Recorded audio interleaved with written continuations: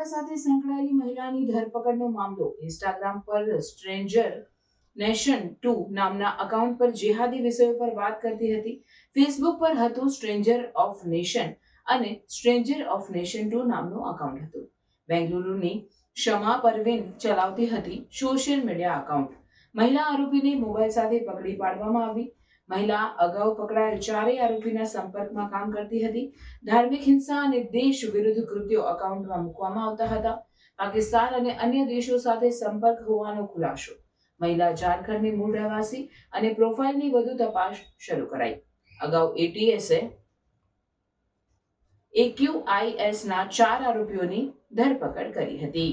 આ બધાના ધ્યાનમાં હશે કે લાસ્ટ 22/7ના દિવસે એટીએસ ખાતે એક યુએપી અને બીએનએસમાં એક કેસ કરવામાં આવેલ હતો, જેમાં એક્યુઆઈએસ થી સંકળાયેલ 4 આરોપીઓની ધરપકડ કરવામાં આવેલ હતી, જે કે ફેક દિલ્હીથી, ફરદીન અમદાવાદથી, સૈફુલ્લા કુરેશી મોડાસાથી અને જીશાનને નોઈડાથી પકડવામાં આવેલ હતો. આ લોકોની બધાની 14 દિવસના અમને રિમાન્ડ મળ્યા હતા. આ રિમાન્ડ દરમિયાન જે ફેક છે એના ઇન્ટ્રોગેશન દરમિયાન જાણવા મળેલ કે આ એક ઇન્સ્ટા અકાઉન્ટ છે સ્ટ્રેન્જર નેશન 2 કરીને. આ અકાઉન્ટના કોન્ટેક્ટમાં છે. આ અકાઉન્ટ મારફતે એ લોકોએ એક્યુએસ થી રિલેટેડ કન્ટેન્ટની આપલે કરતા હતા અને જિહાદી મુદ્દાઓ પર ડિસ્કશન્સ એ લોકોએ કરતા હતા. આ ઇન્ટ્રોગેશન આધારે અને એના જે વિડીયોઝ હતા એ વિડીયોઝને ડીપ સર્ચ ઇન્ટરનેટમાં કરતા અમને અમારી જે ટીમ છે એ ટીમના ઇન્સ્ટા અકાઉન્ટ મળી આવેલા, જે કે સ્ટ્રેન્જર્સ નેશન 2 અને સાથે સાથે આનાથી જ રિલેટેડ જે ફેસબુક પેजेस છે સ્ટ્રેન્જર્સ ઓફ ધ નેશન અને સ્ટ્રેન્જર્સ ઓફ ધ નેશન 2. આ ટોટલ 3 અકાઉન્ટ, 2 ફેસબુક ઉપર અને 1 ઇન્સ્ટાગ્રામ ઉપર અમને મળી આવેલો. આ બહુ પોપ્યુલેટેડ ઇન્સ્ટા અકાઉન્ટ હતો. કહેવાનો કે આના જે ફોલોઅર્સ છે એ 10,000 થી પણ વધારે દરેક અકાઉન્ટ ઉપર ફોલોઅર્સ હતા અને ઘણા બધા કન્ટેન્ટ્સ એ લોકોએ મૂકતા હતા. એક ટેકનિકલ ટીમ એસપી સિદ્ધાર્થની અધ્યક્ષતામાં બનાવવામાં આવેલી, જેમાં DySP Harsh Upadhyay, Madan Ojha, Manal Shah, RC Vadvada, PR Vasava, police constable Ravi Desai વગેરે રહ્યા. એ લોકો દ્વારા ટેકનિકલી આ અકાઉન્ટ હોલ્ડર્સ કોણ છે એ બાબતમાં ડિટેલ્સ શોધવામાં આવેલી. જાણવા મળેલ કે આ જે અકાઉન્ટ છે બેસિકલી ત્રણેય અકાઉન્ટ એક શમા પરવીન રહે આરટી નગર બેંગ્લોરમાં રહે છે. આના ડીપ સર્ચ કરીને આની ડિટેલ્સ, આના ફોન નંબર્સ, આના ડિટેલ એડ્રેસ વગેરે બધું આઈડેન્ટિફાઈ કરવામાં આવેલો. એ આધારે પછી એક ટીમ બનાવવામાં આવેલી, જેમાં DySP Virjit Parmar, PI S Chavda, PI Manal Shah, PSI Aman Patel, Vijay Patel, ASI Hinaben Makwana. આ લોકોની એક સંયુક્ત ટીમ બેંગ્લોર ખાતે રવાના થયેલ. ઇન્ટરસ્ટેટ ઓપરેશન હોય, રાજ્ય પોલીસ અને સેન્ટ્રલ એજન્સીઓની ત્યાં મદદ લેવામાં આવેલ, જેમાં ઘણી ફલદાયક સાબિત થયેલ. અને આ જે સસ્પેક્ટ આરોપી છે એને ત્યાંથી એને ઘરેથી ડિટેન કરવામાં આવેલ. એના ફોન જે છે સસ્પેક્ટેડ ફોન એ ત્યાંથી સીઝ કરવામાં આવેલ અને એ પ્રાઇમા ફેસી જોતા આ ફોન નંબર્સમાં અને એના પ્રાઇમા ફેસી પૂછપરછ કરતા એ જાતે આ અકાઉન્ટ ચલાવે છે એ રીતની આ એના દ્વારા એનો સ્ટેટમેન્ટ લેવામાં આવેલો. પછી આ જે આરોપી છે એનો એક ટ્રાન્ઝિટ રિમાન્ડ લઈને અહીંયા આજે અમદાવાદ ખાતે લઈને આવેલ છીએ. આનો જે ઇન્સ્ટા અકાઉન્ટ છે એના આગળ ચેક કરીએ તો અગેન એમાં Al Qaeda Indian subcontinental leader Maulana Asim ઉમરના જે જેહાદી ભાષણો છે, જેમાં એ ગજવાએ હિન્દ ડિક્લેર કરવાનો, હથિયારબંધ વિપ્લવ કરવાનો, ધાર્મિક આધારે હિંસા ફેલાવવાના, એન્ટી નેશનલ એક્ટિવિટી કરવાનો, આ બધા રિલેટેડ કન્ટેન્ટ આના દ્વારા મૂકવામાં આવેલ છે.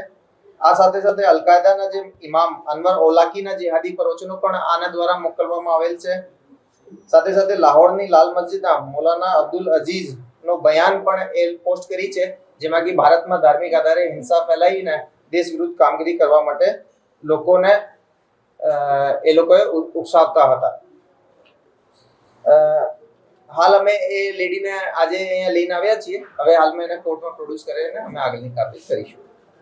પાકિસ્તાન કનેક્શન કોઈ સામે મળ્યું? એ જે છે એને ત્યાંથી જ એના ઘરથી જ ડિટેન કરીને અમે લોકો અહીંયા ટ્રાન્ઝિટ વોરંટ ઉપર લઈને આવ્યા છીએ. પ્રાઇમા ફેસિયાનો ફોન ત્યાં જ અમે સીઝ કરી દીધા હતા, પરંતુ એની પૂછપરછમાં જાણવા મળેલ છે કે આ ઘણા બધા પાકિસ્તાની જે વોટ્સઅપ નંબર છે એની જોડે કોન્ટેક્ટમાં હતી. સાથે સાથે પાકિસ્તાન સિવાય પણ બીજા કન્ટ્રીઝ જોડે પણ એના સંપર્ક છે, આ એના દ્વારા બતાવવામાં આવેલ હતો.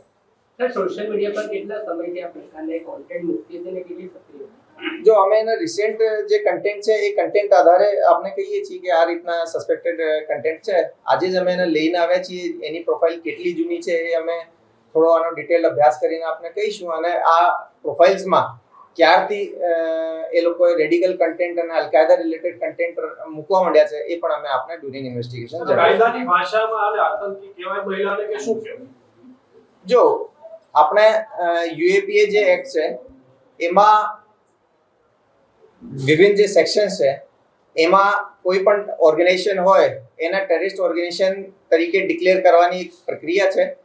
આ રીતે અલકાયદા જે છે અને એનાથી એસોસિએટ જે ઓર્ગેનાઇઝેશન છે, જે કે અલકાયદા ઇન ઇન્ડિયન સબકોન્ટિનેન્ટ હોય યા એની બીજા કોઈ રાજ્યો દેશોની જે શાખાઓ હોય એને આતંકવાદી સંગઠન તરીકે ડિક્લેર કરવામાં આવેલ છે.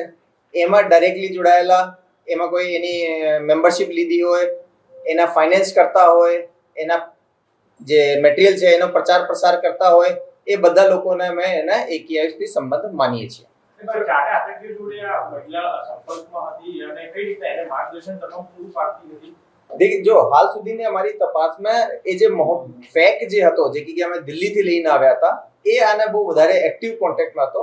આગળનો જે ગ્રુપ હતો એ ફેક ચલાવતો હતો અને ફેક સિવાય પણ થઈ શકે કે આ મહિલાએ બીજા ઘણા બધા લોકોના કોન્ટેક્ટમાં હોય, તો અમે એની પણ તપાસ કરીશું.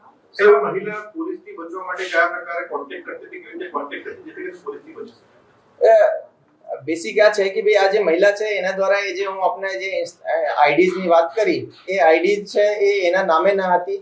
જે બેસિક પ્રિકોશન્સ રાખવા જોઈએ એ પણ એનો ખ્યાલ રાખતી હતી. ઘણી વખતે આમાં જે કન્ટેન્ટ છે એ બહારથી પણ મૂકવામાં આવતા હતા. મારે કહેવાનો મતલબ આ છે કે વિદેશોથી પણ એની આઈડી ઉપર કન્ટેન્ટ મૂકવામાં આવતો હતો.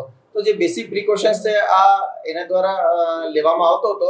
પણ તેમ છતાં જે ગુજરાત ATS ની ટેકનિકલ ટીમ છે, જેમાં ડીએસપી અને એસપી નો માર્ગદર્શન છે, એ ઘણી જ કેપેબલ છે.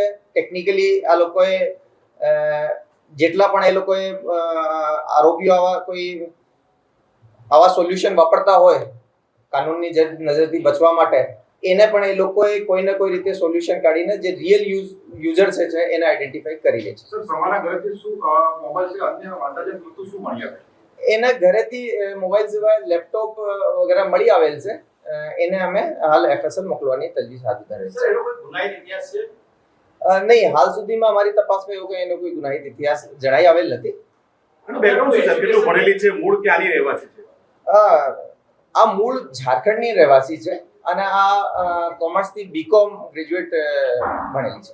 સર, ઝારખંડના નક્સલવાદી ગ્રુપમાં જોડાઈ હોવાની એક વાત સામે આવી હતી. ઉલ્ફા નામનું જે આતંકી સંગઠન છે તેમાં પણ એક મેમ્બર હોવાની શું હકીકત છે? નહીં, અમારી તપાસમાં એવો કોઈ પણ હાલ આવેલો નથી. અમે અમારા જે AQS થી રિલેટેડ કેસ છે એના બાબતે જ અમને હાલ સુધી જાણકારી છે. પણ પૈસાની કોઈ લેતી હતી?